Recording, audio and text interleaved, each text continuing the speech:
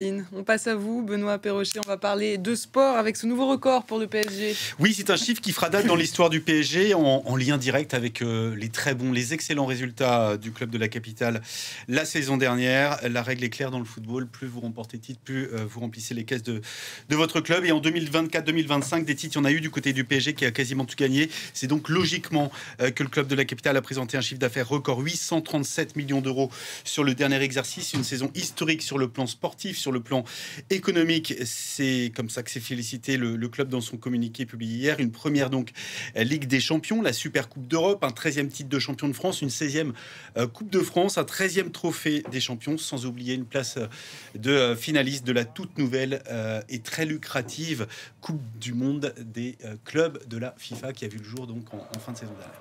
Le PSG est devenu une marque mondiale, désormais est soutenu par de plus en plus de partenaires. Oui, ils sont 31 au total à être derrière le PSG. Les revenus commerciaux se portent désormais à 367 millions d'euros. Les ventes de produits dérivés atteignent là aussi des records. On est à plus de 200% sur les ventes sur la boutique en ligne depuis le début de la saison. Les revenus générés les jours de match sont là aussi en nette augmentation. Le PSG qui a dû également faire un effort conséquent sur sa masse salariale pour se conformer aux règles strictes du fair play financier. Le fair play financier, c'est quoi? Eh bien, c'est cette fameuse règle qui impose au club de ne pas dépenser plus d'argent qu'il n'en gagne. Avec les départs de Lionel Messi, de Neymar, de Kylian Mbappé, eh bien, la masse salariale est retombée à 65% alors qu'elle atteignait avant leur départ les 111%. Après des années d'investissement très conséquents, le club qui se rapproche de l'équilibre financier et qui relève une perte nette inférieure aux 60 millions d'euros l'an dernier.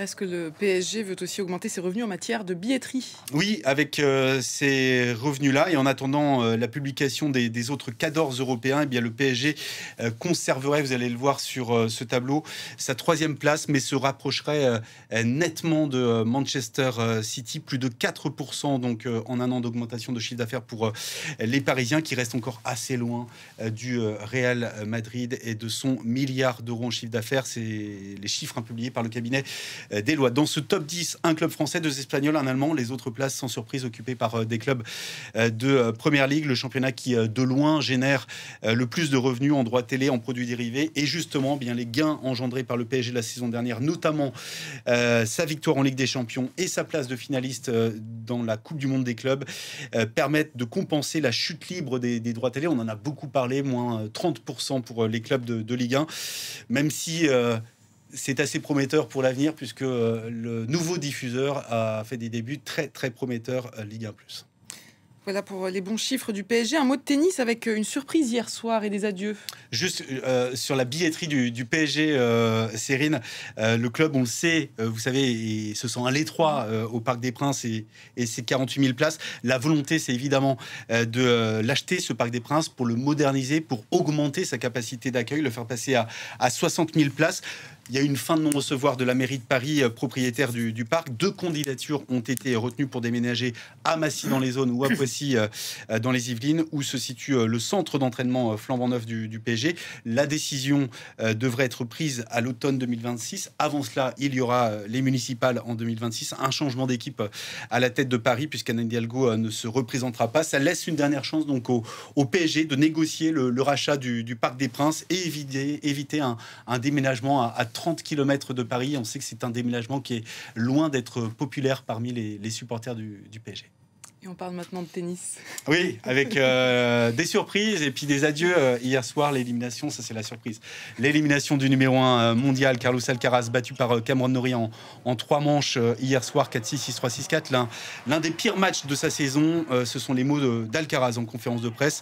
Assez inexplicable ces défaites, puisqu'il dominait nettement ce début de match devant le Britannique, avant de commettre ensuite beaucoup trop de fautes directes. Et il s'incline donc l'Espagnol en 2h22. L'Espagnol et le tournoi parisien, c'est une histoire assez compliquée, puisqu'il n'a jamais franchi le cap des quarts des finales. Alcaraz qui pourrait perdre en plus sa place de numéro 1 mondial à l'issue du tournoi parisien.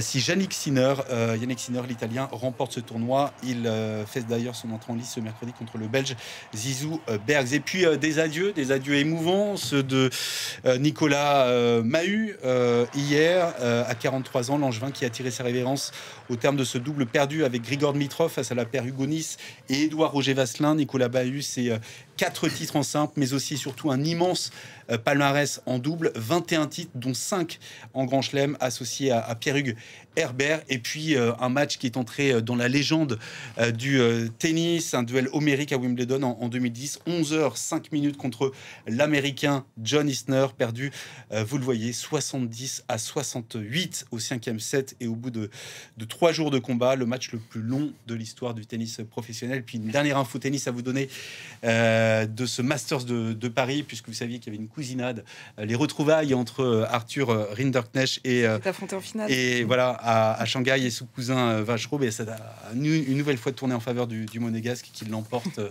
en 3-7 après avoir cédé la première manche, comme à Shanghai.